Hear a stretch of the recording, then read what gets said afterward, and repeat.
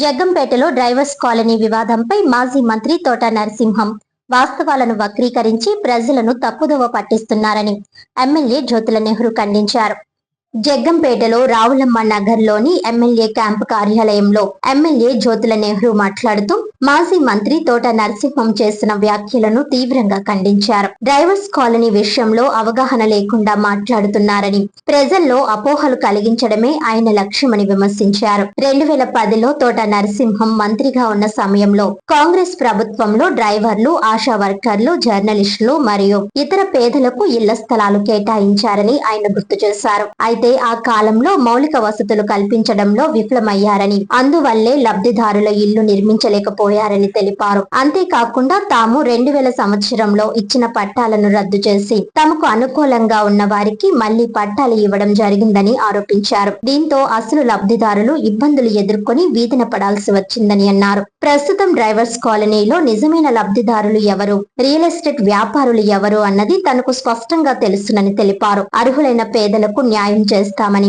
అవసరమైతే స్థలాలు కొనుగోలు చేసిన వారికి కూడా సహాయం చేస్తామని హామీ ఇచ్చారు. ప్రతి అర్హుడికి ఇళ్ల స్థలం కల్పించడంతో పాటు మౌలిక వసతులు అందించి ఇల్లు నిర్మించేలా చర్యలు తీసుకుంటామని ఎమ్మెల్యే జ్యోతుల నెహ్రూ తెలిపారు. వాస్తవాలు తెలుసుకుని మాట్లాడాలని మాజీ మంత్రి తోట నరసింహంకు ఎహితో పలికారు. ఈ కార్యక్రమంలో స్థానిక నాయకులు జీనుమణిబాబు, పిల్ల చంటిబాబు, అడబల భాస్కర్ రావు, ఉంగరాల రాము, గాసింగం సత్యబాబు, దేవరపల్లి మూర్తి, పోసిన ప్రసాద్, గల్లా రాము తదితరులు పాల్గొన్నారు.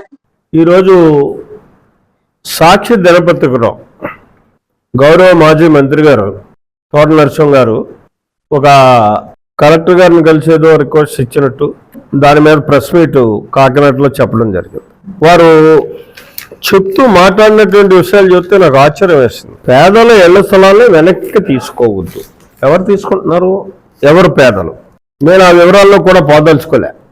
ఎవరు పేదలు నాకు తెలుసు, ఎవరు రియల్ ఎస్టేట్ దారులు తెలుసు, దాన్ని వ్యాపారం చేసుకునే వాళ్ళు ఎవరో తెలుసు. ఆ వివరాల్లోకి వెళ్ళక్కర్లా. కానీ ఇక్కడ వారు మాట్లాడుతూ ఏం చెప్పారంటే, ఆయన ఇస్తూ స్టేట్మెంట్ ఇచ్చినప్పుడు ఒక అవగాహనతో మాట్లాడాలి మనం. ఇప్పుడు నేను ప్రెస్ మీట్కి వచ్చి నేను మాట్లాడుతున్నానంటే దాని మీద వాస్తవాలు మేము ముందు పెట్టాలి. నేను ప్రజలకు చెప్పాలి.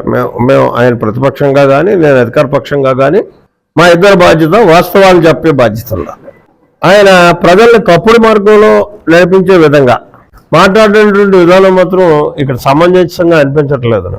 2010లో ప్రభుత్వం భూమి ఎక్వైర్ చేసి ఇది నేను పట్టాలు ఇచ్చారు మా టైంలో అని చెప్పేసి ఆయన అభిప్రాయాలు వ్యక్తం చేశారు. చెప్పారంటే మీడియాతో మాట్లాడుతూ 2010 సంవత్సరంలో తాను మంత్రిగా ఉన్న సమయంలో ఆనాటి ప్రభుత్వం డ్రైవర్లకు, ఆశా వర్కర్లకు, సెక్స్ వర్కర్లకు, ఇతర పేదలకు సుమారు 170 ఇళ్ల స్థలాలను కేటాయించిందని, ఆర్థిక ఇబ్బందుల వల్ల మౌలిక వసతులు లేని కారణంగా, ఈ మౌలిక వసతులు లేని కారణం వల్ల దాన్ని మనం అండర్లైన్ చేసుకోవాలి.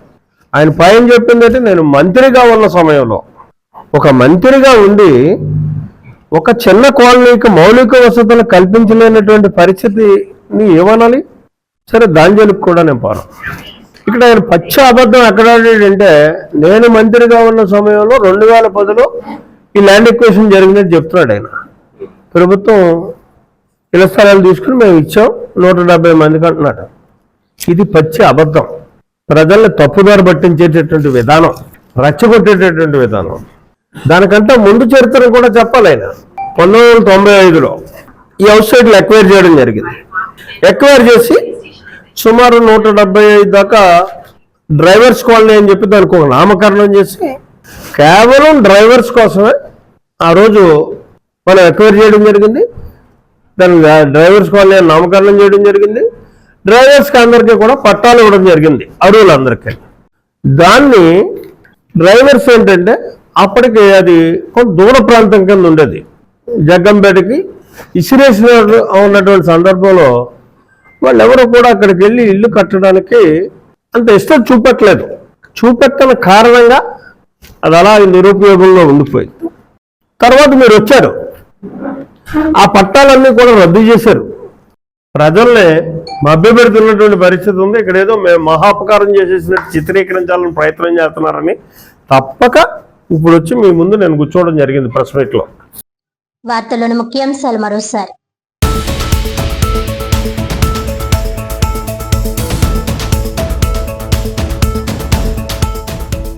కాకినాడ ఎన్సీఎస్ ఇండస్ట్రీస్ లో ఘనంగా 55వ జాతీయ భద్రతా దినోత్సవ ముగింపు వేడుకలు. భద్రతా పరికరాల ప్రదర్శనను సందర్శించిన safety manager K Sai Krishna తదితర అధికారులు.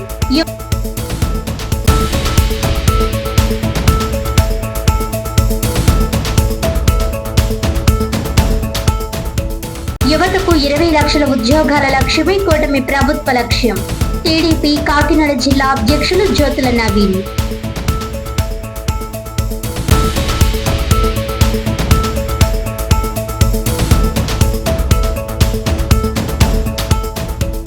మాజీ మంత్రి తోట నరసింహం వాస్తవాలను వక్రీకరించి ప్రజలను తప్పుదోవ పట్టిస్తున్నారు. జగ్గంపేటలో డ్రైవర్స్ కాలనీ వివాదంపై తోట తీరును ఖండించిన ఎమ్మెల్యే జ్యోతుల నెహ్రూ.